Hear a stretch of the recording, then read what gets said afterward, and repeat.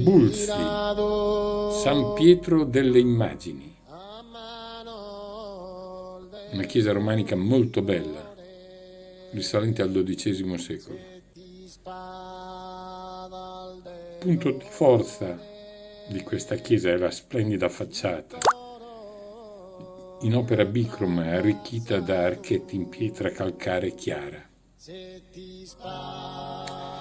Non si hanno documentazioni certe sulla edificazione, che si può però ipotizzare attorno al primo ventennio del XII secolo.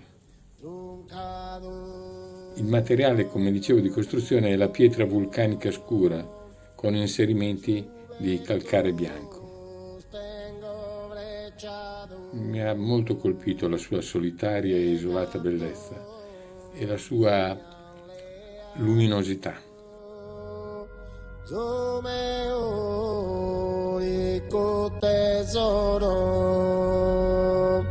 Fui tanta guaglignoro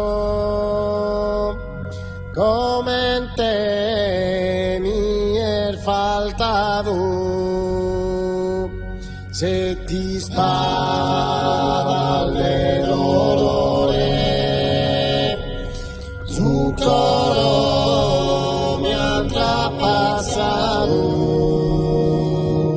se ti spada le dolore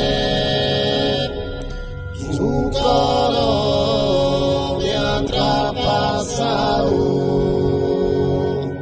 in breve ora l'han morto, gusti schivano catturato,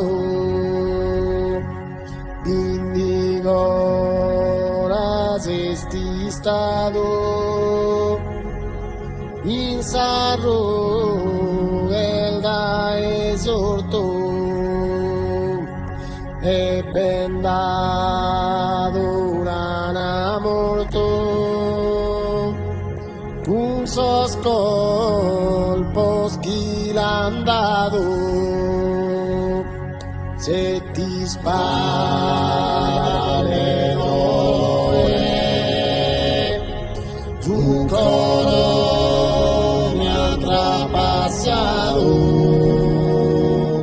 se ti spara le ore,